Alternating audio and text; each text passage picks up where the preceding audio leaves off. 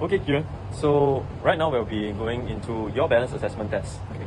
So right before going into the test, I'll have to go through some pre-test consideration with you. So as I've informed you 2 days earlier, have you exercised today? No. Alright. Have you have any alcohol within 3 hours of testing? No. Do you have any caffeine intake within 3 hours of testing? No. Any food intake within 3 hours of testing? No. Any tobacco intake within 3 hours of testing? Nope. Excellent. So, hydration. Do you drink ample amount of fluids within the past 24 hours? Yeah. Great. Are you on any medication? No. Perfect. So, today I'll be your tester for the balance assessment, and just for your information, I'll have to receive your informed consent. For this test requires me to touch your body, touch your lower body for measurements. Okay. So, Kiran, how are you feeling today? Feeling good. Feeling good. Alright. Just to let you know, if you are feeling unwell in any point of the activity, you can voice out immediately and we will stop the activity. Okay. Okay, great. So for the balance assessment, we'll be going through 2 tests, one static and one dynamic. Static being the stop test and dynamic being the star excursion balance test. They are both highly reliable, being 0.87 and 0.93 respectively. And the closer they are to 1, the more reliable they are. So, so you can tell that they are very reliable.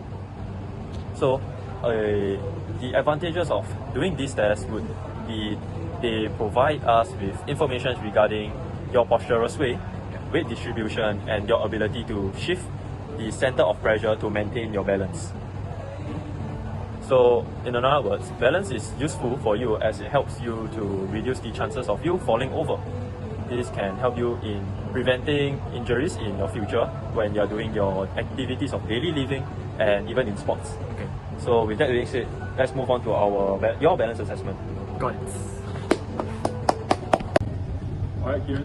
So right now we'll be heading on to doing our first balance test. This is going to be the stop test, it's the static one. And for the equipment needed right now, all you need is a non-slip flat surface area and a pen and paper to jot down your data, and a stopwatch to measure how long did you last for. So right now, with your shoes taken out, it is good so you're ready for the test. So for this procedure, you need to get into this position.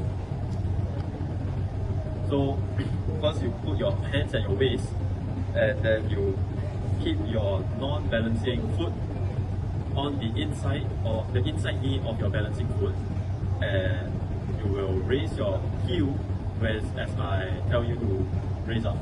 Alright? Then you will hold your position and try and hold for as long as possible. The test will then end when there is one of these following things occur. So if your hands start to is removed from your hips, the test will stop. If you sway too much, or if your balancing foot start to sway and move in different directions, the test will stop. If your heel touches the ground, it will also stop the test. And lastly, if your non-balancing foot comes off your knee, it will also stop the test. So all this will stop the test. Do take note about those. And you have 3 attempts for each foot. You'll be doing both of your legs. You have 1 minute to practice, and also when you're practicing, I'll be standing behind you just to catch your fall. So if you want to fall, if you lose your balance, please try and make an effort to fall behind so that I can catch you. Right? So you can practice the motion to get familiarized with it.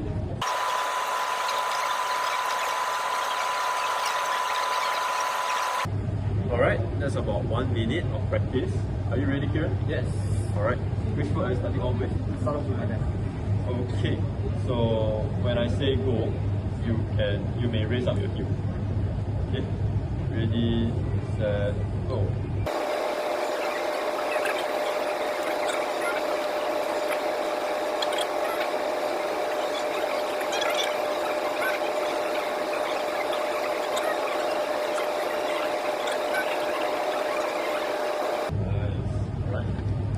Okay, that's all for this test. Thank you for your participation. Thank you.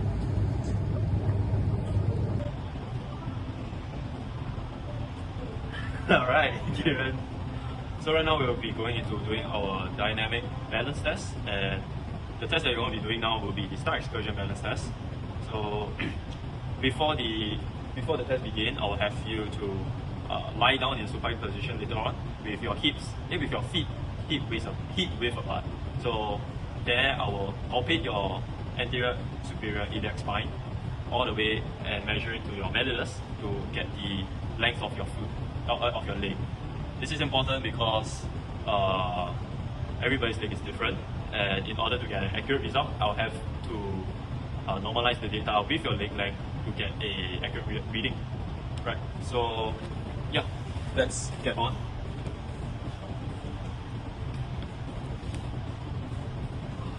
Right, so now I'm going to palpate your anterior iliac spine.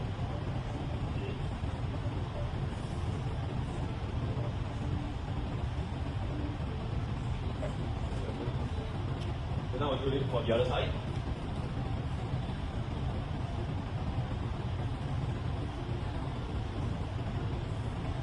Great. Now you can come up now.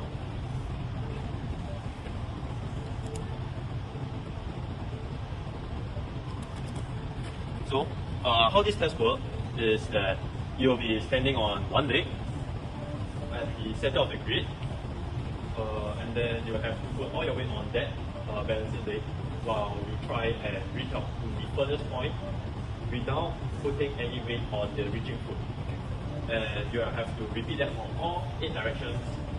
And before doing so, you have to return back to the original position before you go to a new one. Is that good? Yeah. Yeah.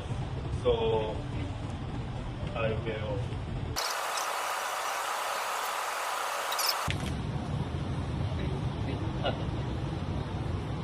Yeah. Okay. Wait.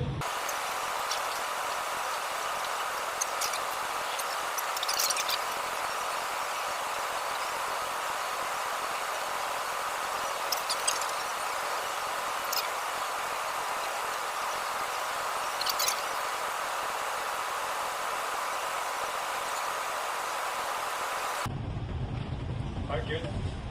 I got all your measurements, and I will tabulate it later on, and I'll give you your recommendations later. Thank you. Thank you. Alright, Kieran. So now we're back here looking at your balance analysis. So after I tabulated and consolidated all the data, we'll be looking at your static balance test first. So this is your results: right leg, left leg. Out of the 3 trials, your average came out to be 6.52 for your right leg, and your left leg came out to be 6.68. So if we compare it to the table that we have for ages between 16 to 19-year-olds, you'll be unfortunately categorized as poor. There's a lot to work on here, definitely, because poor is considered anything under 20, and being on average at 6.5, we should definitely start to work on this immediately. But not worry, our insert some workout for this aspect. Okay, so moving on to the dynamic balance test. Here are your results. We measured your leg earlier on. They are both equal at 97 centimeters. Then, as we compare to the normalized distance, these are the average stats for male. And as we look, one glance, you have 2 that fall short of the average data, those being the medial and anterior medial. So, not to worry about it, because there's only 2 of them that's falling short for your right side. So the rest is still doing fine, and very well actually.